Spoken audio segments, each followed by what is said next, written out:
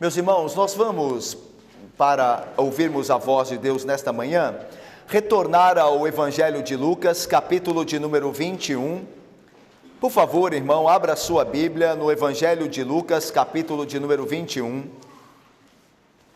Nós faremos a leitura a partir do versículo de número 20 até o versículo de número 28.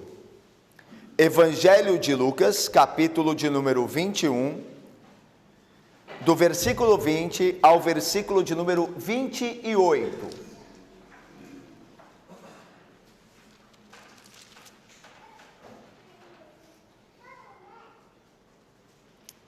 Eu farei a leitura, irmãos. Irmãos, por favor, acompanhem atentamente o que nos diz a palavra de Deus nesse trecho. Nosso Senhor Jesus Cristo ainda continua o seu sermão escatológico, ou seja, o seu sermão sobre os últimos tempos. E agora ele nos fala o seguinte, a partir do versículo 20. Quando, porém, virdes Jerusalém sitiada de exércitos, sabei que está próxima a sua devastação. Então os que estiverem na Judeia, fujam para os montes. Os que se encontrarem dentro da cidade, retirem-se. E os que estiverem nos campos, não entrem nela. Porque estes dias são de vingança, para se cumprir tudo o que está escrito. Ai das que estiverem grávidas e das que amamentarem naqueles dias. Porque haverá grande aflição na terra e ira contra este povo. Cairão a fio de espada e serão levados cativos para todas as nações. E até que os tempos dos gentios se completem, Jerusalém será pisada por eles. Haverá sinais no sol, na lua e nas estrelas. Sobre a terra, angústia entre as nações em perplexidade por causa do bramido do mar e das ondas. Haverá homens que desmaiarão de terror e pela expectativa das coisas que sobrevirão ao mundo, pois os poderes do céu serão abalados.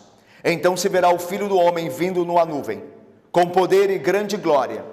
Ora, ao começarem estas coisas a suceder, exultai e erguei a vossa cabeça, porque a vossa redenção se aproxima. Vamos orar, irmão, mais uma vez?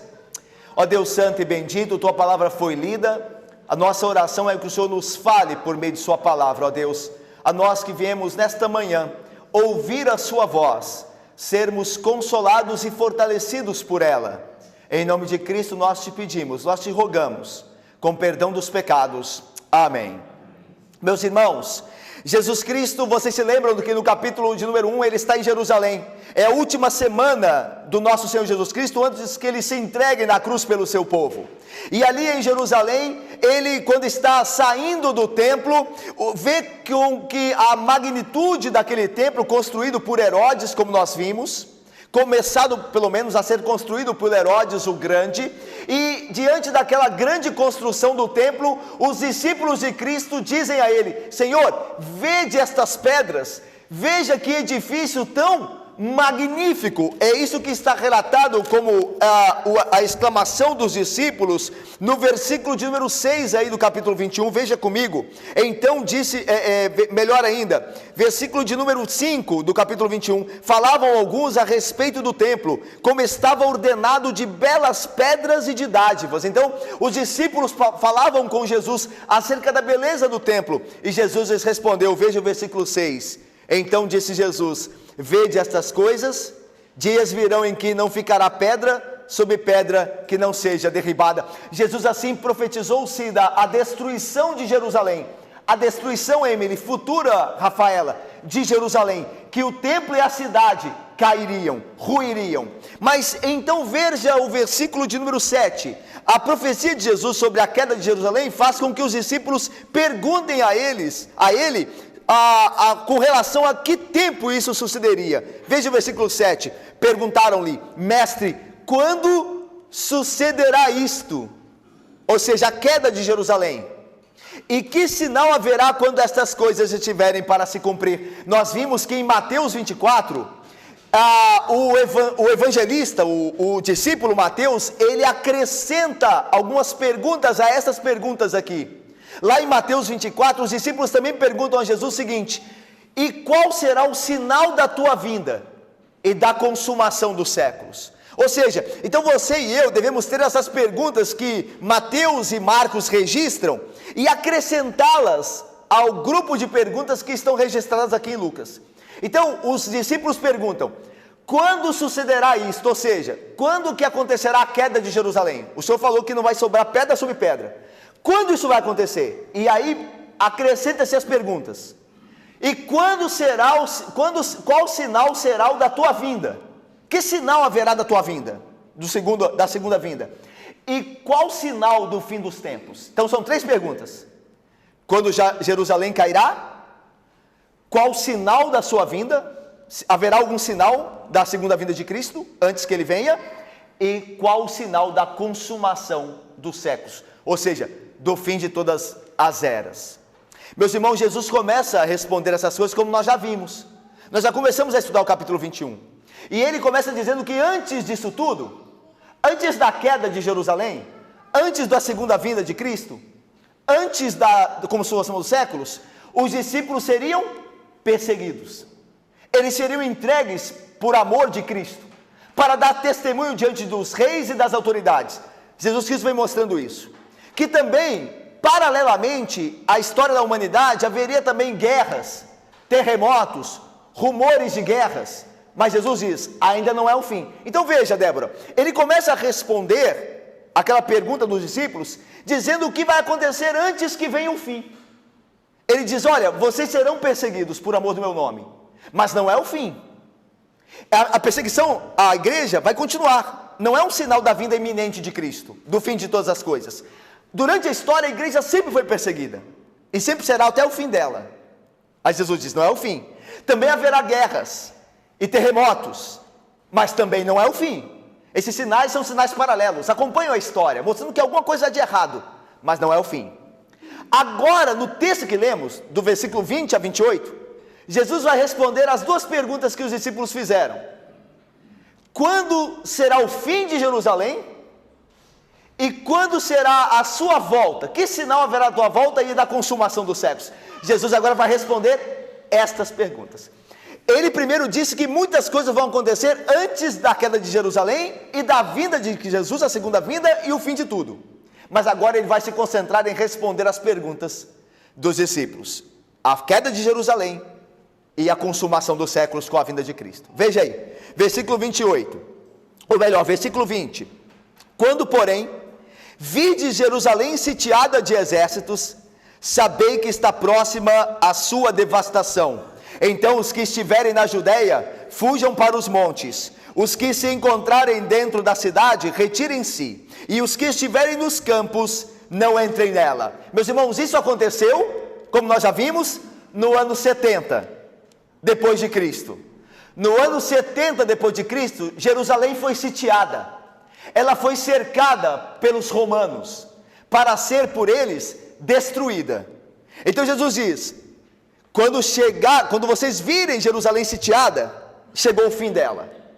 Isso aconteceria no ano 70. Então no ano 70 Jerusalém foi sitiada pelos romanos e foi devastada pelos romanos. Aí Jesus, preocupado com seus discípulos, e veja, irmãos, Jesus está na última semana da sua passagem na terra. Ele vai entregar-se pelo seu povo, ele vai morrer no final dessa semana. Só que ele está preocupado com os seus. Ele tem tempo e amor para se preocupar com os seus. Ele dá avisos aos seus, olha, quando vocês virem a cidade cercada, então vocês fujam. Então veja, Anésio, querido, Jesus não está, Derli, preocupado só com ele. Ele não está preocupado com ele, ele está preocupado com os seus. Ele está dando aviso aos seus. Quando chegar no fim de Jerusalém, vocês fujam.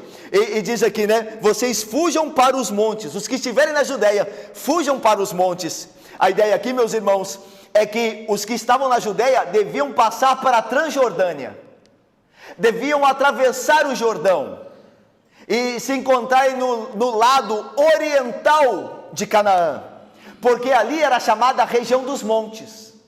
A região dos montes era a Transjordânia. Tanto que a história, através de alguns historiadores, Eusébio, por exemplo, nos conta que quando Jerusalém foi sitiada, cercada no ano 70, muitos judeus fugiram para a Transjordânia, para habitar num local chamado Pela. Em Pela, muitos judeus se refugiaram, e eles foram avisados por Jesus Cristo: quando chegar a hora, quando a cidade for sitiada, vocês fujam para os montes. E muitos judeus obedeceram isso. É interessante que alguns historiadores dizem que mesmo antes do ano 70, por causa dessa advertência de Cristo, muitos judeus foram morar em Pela, na Transjordânia, antes do ano 70, ou seja, com medo, com receio do que Jesus havia profetizado acerca de Jerusalém. Eles se adiantaram e já foram morar em Pela. E alguns outros foram quando chegou o cerco de Roma a Jerusalém no ano 70. Então a palavra de Jesus se cumpriu. Quando vocês virem Jerusalém sitiada, vocês fujam, porque será grande a sua devastação. Veja aí o versículo de número 22. Porque estes dias, por que vocês devem fugir? Disse Jesus. Por que vocês devem fugir? Porque esses dias são dias de vingança, para se cumprir tudo o que está escrito. Meus irmãos, o Antigo Testamento sempre profetizou que quando o povo de Deus o abandonasse, Deus viria com a sua ira para destruí-lo. Isso está em todo o Antigo Testamento. Em Deuteronômio, nos capítulos 27 e 28, bênção e maldições, lá diz: no dia em que vocês me desobedecerem, então eu trarei maldição sobre vocês. Vocês serão desaterrados da vossa terra. Vocês serão arrancados da terra que eu lhes dei. Por isso Jesus diz: esse dia, o dia do ano 70, no ano 70, estes dias serão dias de retribuição, de vingança de Deus, como foi escrito pelos profetas, como disse as Escrituras, para se cumprir o que havia escrito. Deus não disse que ia destruir vocês, se vocês não crescerem nele. Então, esse dia de Roma invadindo Jerusalém, é o dia da vingança de Deus, é o dia da retribuição. E continua, versículo 23, ai das que estiverem grávidas, e das que amamentarem naqueles dias, porque haverá grande aflição na terra e ira contra este povo, ou seja, o povo de Jerusalém, cairão a fio de espada, e serão levados cativos para todas as nações, e até que se complete o tempo dos gentios, ou até que os tempos dos gentios se completem, Jerusalém será pisada por eles. Meus irmãos, é preciso a gente fazer uma retrospectiva rápida da história da Judéia antes do ano 70. Quando Cristo, ele morre e é assunto aos céus, Jerusalém começa a perseguir os seus discípulos. Lembram-se, os discípulos são perseguidos pelos judeus. Os judeus, lembra de Paulo de Tarso, Saulo? Ele começa a perseguir a igreja. Então havia perseguição e opressão para com a igreja de Cristo nas mãos de Jerusalém. Por Jerusalém matava os profetas, matava os crentes.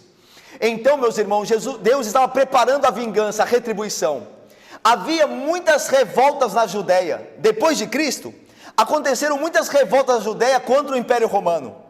O Império Romano era de fato um império opressor. E o grupo dos Zelotes, que era um grupo revolucionário da Judéia, junto com os sicários, outro grupo que surgiam, que chamam-se sicários por causa da palavra sica, que significa punhal. Eles carregavam um punhal. Era um grupo revolucionário junto da Judéia, na Judéia, junto com os Zelotes. Os sicários e Zelotes tentavam promover uma rebelião para dar fim ao governo romano, ao Império Romano dentro da Judéia. Isso aconteceu muitas vezes depois que Cristo foi assunto aos céus.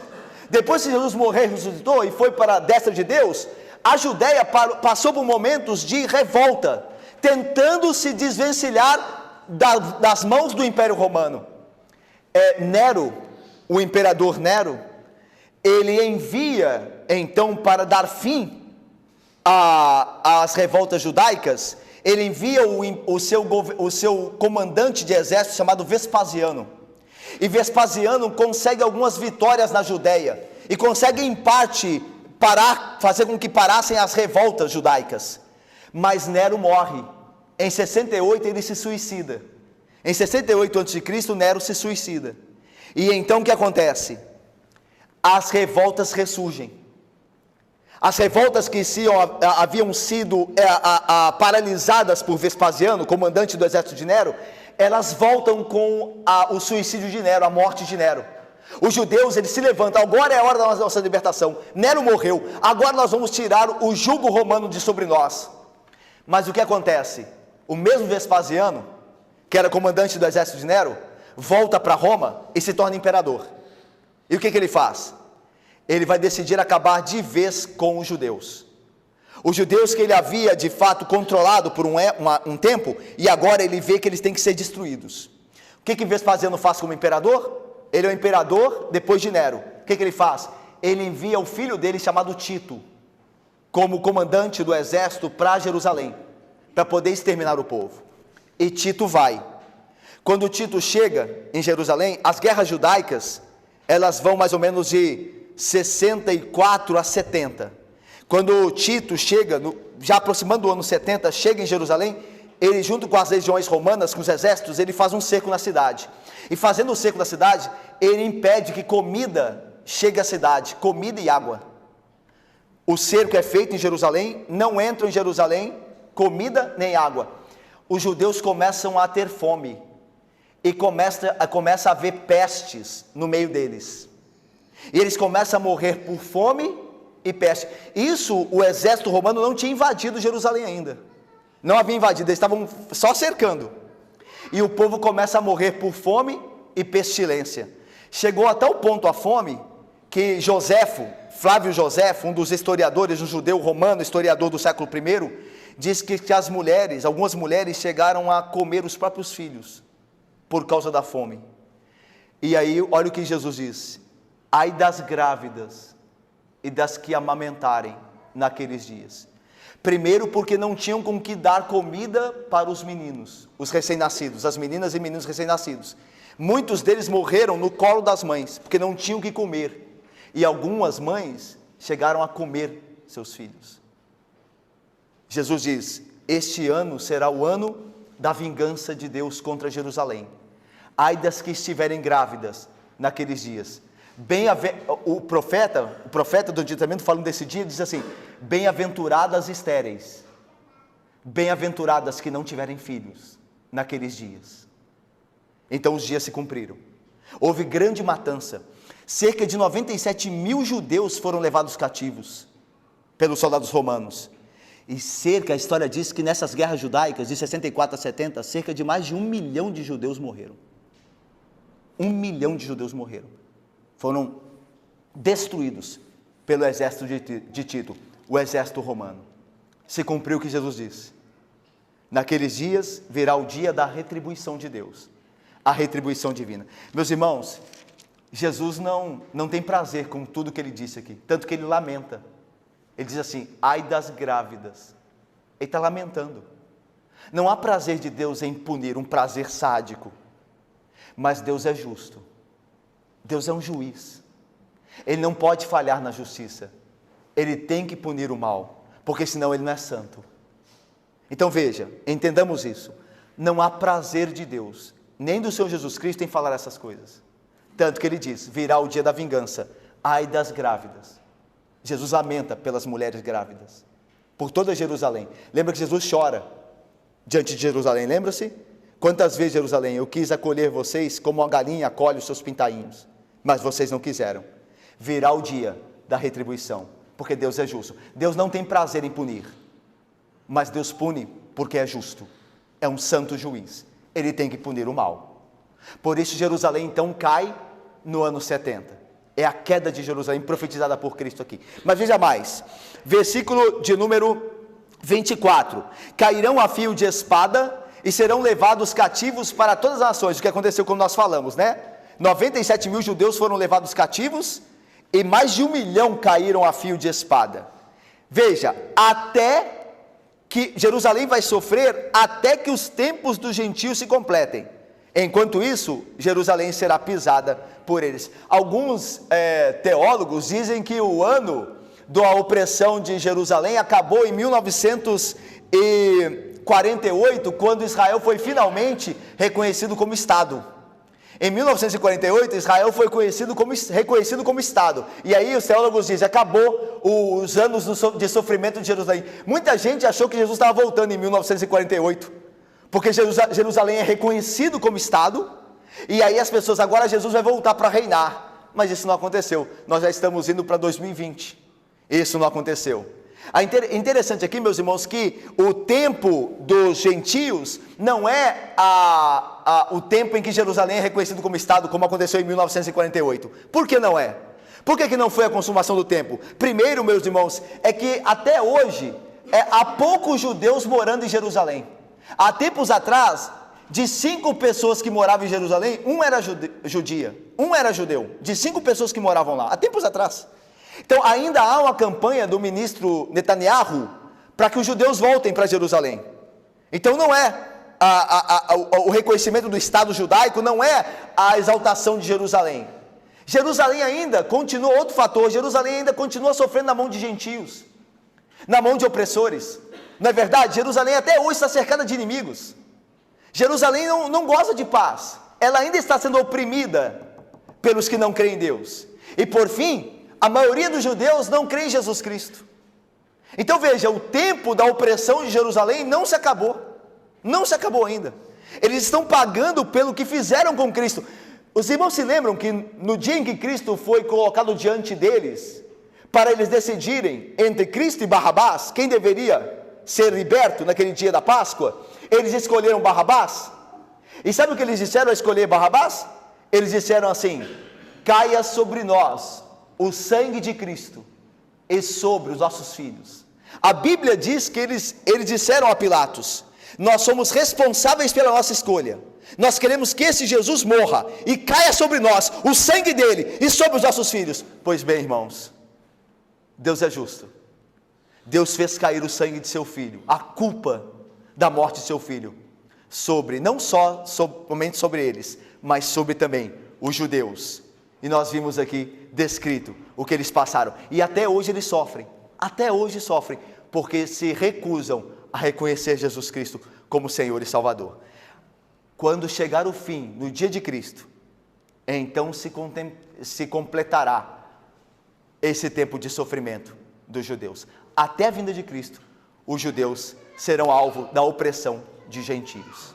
Mas veja mais, versículo de número 25, como Jesus falou no versículo 24 sobre até que os tempos dos gentios se completem, que é uma referência à vinda de Cristo, é lá que Jesus vai julgar gentios, e julgar o mundo todo, tanto judeus como gentios. Então Cristo agora passa a nos falar sobre os sinais dos últimos tempos, dos últimos dias, aqueles sinais que antecedem imediatamente a sua vinda. Olha o versículo 25, vamos ler juntos? Leiamos: haverá sinais no sol, na lua e nas estrelas, sobre a terra angústia entre as nações, em perplexidade por causa... As passagens paralelas dos evangelhos de Mateus e Marcos dizem assim: o sol escurecerá e não dará sua claridade, e as estrelas cairão dos céus. Meus irmãos, o dia da volta de Cristo será imediatamente precedido de grandes sinais nos céus. O Antigo Testamento profetizou isso. O Antigo Testamento, os profetas do Antigo Testamento viram esses sinais que virão imediatamente antes da vinda de Jesus Cristo do alto céus. Veja o que diz o profeta: eis que vem o dia do Senhor, dia cruel, com ira e ardente furor, para converter a terra em assolação, e dela destruir os pecadores, porque as estrelas, olha os céus aí, as estrelas e as constelações dos céus não darão a sua luz, o sol logo ao nascer se escurecerá, e a lua, por consequência, porque a lua é iluminada pelo sol, e a lua não fará resplandecer a sua luz, porque o sol se escurecerá, a lua não poderá dar a sua luz. Castigarei o mundo, diz Deus por meio de Isaías, por causa da sua maldade, e os perversos por causa da sua iniquidade. Farei cessar a arrogância dos atrevidos, e abaterei a soberba dos violentos. O profeta Joel disse mais: tocai a trombeta em Sião, e dai voz de rebate no meu santo monte.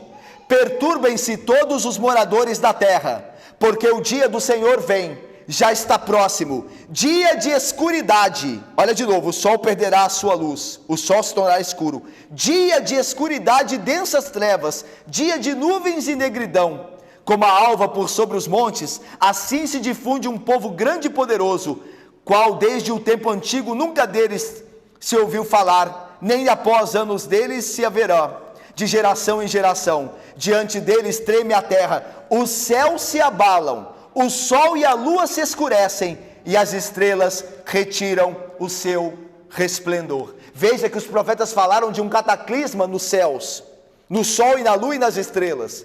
E Jesus diz: naquele dia, disse Cristo aqui, o sol também será de fato transtornado, e a lua também, e os mares também serão de fato transtornados. Em Apocalipse, João viu esse dia de Cristo Jesus. Olha o que João diz: vi quando o Cordeiro abriu o sexto selo, e sobreveio grande terremoto, o sol se tornou negro como saco de crina, a lua toda como sangue, as estrelas do céu, veja que sol, lua e estrela sempre estão juntos, nas profecias do Antigo e do Novo. As estrelas do céu caíram pela terra como a figueira, quando abalada por vento forte, deixa cair os seus figos verdes, e o céu recolheu-se como um pergaminho quando se enrola. Então todos os montes e ilhas foram movidos do seu lugar, os reis da terra, os grandes, os comandantes, os ricos, os poderosos, e todo escravo e todo livre, se esconderam nas cavernas e nos penhascos dos montes, e disseram aos montes e aos rochedos: caí sobre nós, e escondei-nos da face daquele que se assenta no trono, e da ira do Cordeiro, porque chegou o grande dia da ira deles. E quem é que pode nesse dia suster-se? Meus irmãos, esse quadro que o nosso Senhor pinta sobre a sua vinda, sobre o seu retorno, quando ele diz, meus irmãos, que naquele dia haverá sinais no sol, na lua e nas estrelas, sobre a terra haverá angústia entre as nações, em perplexidade por causa do bramido do mar e das ondas. Meus irmãos, esse quadro é muito vívido. De repente o sol se escurecerá, e como nós dissemos, a lua naturalmente deixará de comunicar sua claridade. E já que o sol e a lua, melhor dizendo, a lua exerce influência sobre os mares, não é assim? A maré não é de fato influenciada pela lua. Então, como a lua perderá a sua claridade, sofrerá um cataclisma, então os mares também, dos mares ouvir-se-á um grande bramido, os mares entrarão em convulsão. Então tudo o que nós conhecemos será perturbado. Veja, meus irmãos, o resultado disso, naquele dia, é que os homens desmaiarão de terror, e pela expectativa, versículo 26, e pela expectativa das coisas que sobrevirão ao mundo, os poderes dos céus serão abalados. Meus irmãos, perceba a vitória, que o que aconteceu em Jerusalém, no ano 70, é uma amostra mínima do que acontecerá no dia do Senhor, que Ele vem para julgar toda a terra. Lá no ano 70, irmãos, Ele julgou só Jerusalém. E aquele horror que Jerusalém passou é um sinal, é uma amostra que Deus está dando ao mundo não arrependido do que virá sobre ele, com muito mais poder, com muito mais ira. Então Jesus, ele está falando, Jerusalém vai cair no ano 70. Mas Jerusalém é uma amostra da ira de Deus justa sobre o mundo pagão. No dia de Cristo, no dia da sua vida, então o mundo será julgado. Jerusalém foi julgada em 70. O mundo será julgado no dia de Cristo. E é interessante, Gabriel, lembrarmos que se Jesus não poupou o seu povo, o povo de Jerusalém, se Deus destruiu Jerusalém, Deus não destruirá o mundo. Se Ele não poupou aqueles que Ele chamou como testemunhas suas na história, Ele não poupou Jerusalém, Ele poupará o mundo pagão? Certamente não. Naquele dia haverá horror, tanto que diz que os homens desmaiarão de terror e pela expectativa das coisas que sobrevirão ao mundo, pois os poderes dos céus serão abalados. Meus irmãos, isso concorda com o que Jesus disse? Pedro concorda plenamente quando escreveu a sua carta. Ele diz assim: virá entretanto o dia do Senhor como ladrão, o qual os céus passarão como estrepidoso estrondo, e os elementos se desfarão abrasados, também a terra e as obras que nela existem serão atingidas. Então veja, Pedro concorda com o Senhor Jesus Cristo. Ele também fala desse cataclisma universal do cosmos na vinda de Cristo. Então veja, Jerusalém será destruída no ano 70. No fim dos tempos dos gentios, haverá sinais nos céus da vinda de Cristo. E aí versículo 27, então se verá o Filho do Homem vindo numa nuvem, com poder e grande glória. Quando o sol se escurecer, e, meus irmãos, muitas dessas coisas devem ser literais. Os teólogos concordam que muito disso que nós vimos aqui, o sol escurecendo, os elementos da terra perdendo a sua ordem diante do Cristo, muitas dessas coisas devem ser literais. Nós não sabemos como se darão, mas será algo estrondoso, algo de fato assustador diante dos homens. E então, quando virmos esses sinais, nós olhamos para o céu e veremos o Filho do Homem. O Filho do Homem é uma referência à profecia de Daniel, lá no capítulo 7, lembram-se? Eis que vi como um Filho do Homem, vindo nas nuvens, com poder e glória. A ele foi dada as chaves do reino, o cetro, e o seu governo não terá fim. Daniel viu o dia de Cristo, o dia da segunda vinda de Cristo, e profetizou sobre ele lá em Daniel 7. Aqui Jesus fala a mesma coisa que falou Daniel.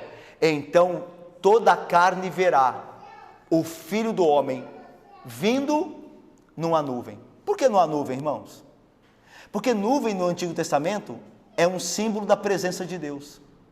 Não foi uma nuvem que cobriu o tabernáculo? Quando Deus se queria fazer presente no meio do povo, ele não vinha como nuvem no tabernáculo. Não foi através de uma nuvem que Deus se fez presente durante o dia das caminhadas de Israel no deserto. A Bíblia diz que uma nuvem cobriu o seu povo, uma coluna de nuvem. Nuvem é um símbolo da presença de Deus, por isso Cristo virá nas nuvens, ou seja, o próprio Deus se revelará agora, não humildemente como Cristo veio na primeira vinda, mas agora com poder e muita glória. A ideia de poder aqui, o texto diz, é de autoridade. Ele vem com autoridade para julgar. Na primeira vinda, que nós comemoramos há pouco tempo agora, o Natal, Jesus não veio com autoridade e muita glória. Ele veio humilde e sem autoridade entre os homens. A prova disso, pelo menos na esfera civil, é que Jesus se submetia às autoridades da terra. Ele se submeteu a Pilatos, ele se submeteu ao seu pai e à sua mãe, ele se submeteu às autoridades, mas agora ele será a autoridade máxima. Ele vem agora com uma autoridade dada por Deus para julgar. Ele não vem para se submeter. Na primeira vinda, embora Deus, ele se submeteu. Agora não. Agora ele vem com autoridade para julgar e vem com muita glória. Na primeira vinda, ele veio humildemente. Ele nasceu numa estrebaria, numa manjedoura. Agora ele vem entre as nuvens. Ele vem com muita glória. É totalmente diferente da primeira vinda. Jesus vem para julgar, e toda a carne o verá, diz aqui, então se verá o Filho do Homem vindo numa nuvem, com poder e grande glória. E agora Jesus termina com uma nota de consolo, não só para os seus discípulos, mas para nós aqui também, que somos crentes. Olha o que Jesus diz, para terminar, versículo 28, vamos ler juntos? Leiamos. Ora, ao começarem essas coisas a suceder, exultai, porque a vossa redenção... Então Jesus diz assim, ora, ao começarem essas coisas a acontecer, que coisas? As últimas coisas que ele acabou de dizer, o sol se escurecer, a lua não dar a sua claridade, os elementos da terra entrarem em convulsão. Quando essas coisas começarem a acontecer, vocês ergam a cabeça de vocês, e vocês não devem só erguer a cabeça, vocês devem exultar. É interessante, meus irmãos, que a nossa reação como crentes naquele dia é totalmente oposta à reação dos ímpios. Olha a reação dos ímpios, vamos lembrar, olha a reação dos ímpios. Versículo de número 26, haverá homens que desmaiarão de terror, e pela expectativa das coisas que sobreviverão ao mundo. Os ímpios desmaiarão de terror, mas e os crentes? Os crentes exultarão. Para nós esse dia não é um dia terrível. Para nós esse dia é o dia de ser realizada completamente a redenção que Cristo operou por nós. Cristo já nos salvou. Mas a nossa salvação ainda não se desenvolveu plenamente, porque nós estamos nesse mundo ainda. Nós lutamos contra a carne, contra o diabo e contra o mundo, até o fim. Mas quando vier Cristo, então nós exultaremos, porque a nossa redenção completa será estabelecida. É isso que diz o texto. Exultai quando essas coisas acontecerem, e erguei a vossa cabeça, porque a vossa redenção se aproxima. Meus irmãos, eu termino com a citação de 2 profetas que falaram da alegria deste dia para nós os crentes. Olha o que disse Isaías: naquele dia, Deus enxugará as lágrimas de todos os rostos e tirará de toda a terra a humilhação do seu povo, porque o Senhor falou.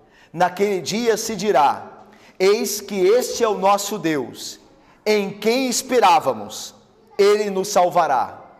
Este é o Senhor a quem aguardávamos, na sua salvação exultaremos e nos alegraremos. E João, em Apocalipse, profetizou o seguinte, na sua visão: vi novo céu e nova terra, pois o primeiro céu e a primeira terra passaram, e o mar já não existe. Vi também a cidade santa, a nova Jerusalém, que descia do céu, da parte de Deus, ataviada como noiva adornada para seu esposo. Então ouvi grande voz vinda do trono dizendo: eis o tabernáculo de Deus com os homens, Deus habitará com eles, eles serão povos de Deus, e Deus mesmo estará com eles. Ele enxugará dos olhos toda lágrima, e a morte já não existirá. Já não haverá luto, nem pranto, nem dor, porque as primeiras coisas passaram.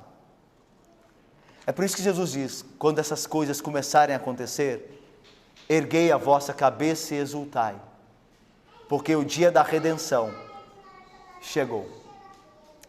Irmãos, o dia de Cristo, o dia da vinda dele, não deve ser um dia de terror para nós. Você não deve temer o dia da vinda de Cristo, da segunda vinda. Você deve desejá-lo, porque é um dia de exaltação e de exultação da parte do povo de Deus. Porque naquele dia, toda a opressão, todo o sofrimento, toda a luta contra o pecado acabará para sempre. E Deus estará conosco para sempre em Cristo Jesus, e nós com Ele pela eternidade. Meus irmãos, eu termino.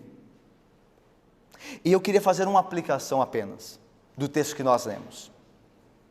Mas antes é preciso lembrar mais uma vez que o juízo sobre Jerusalém, como nós dissemos, é uma amostra do que Deus fará a todos os homens e todos os povos que o desobedecem.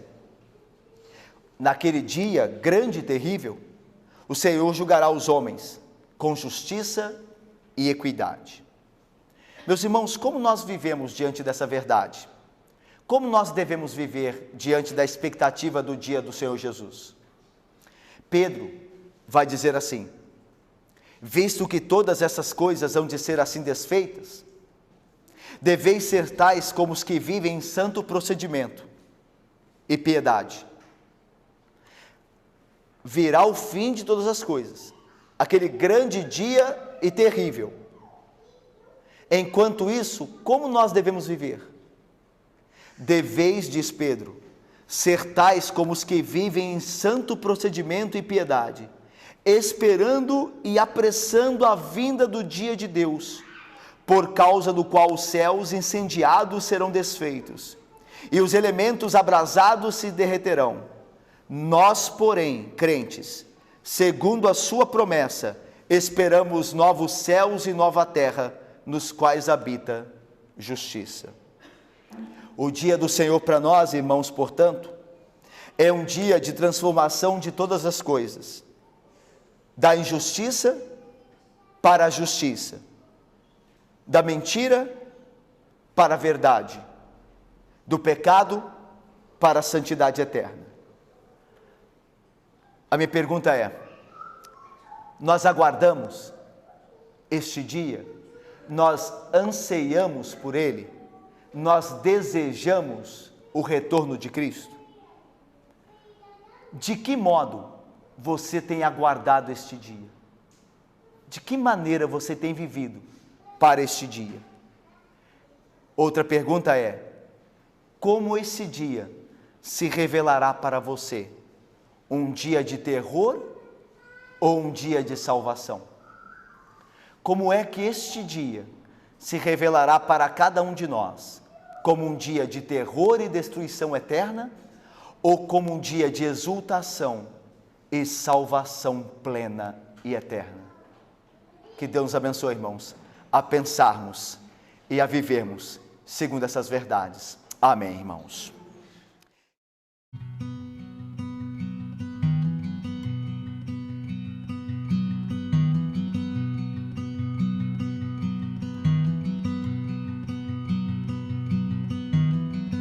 A mighty fortress is our God.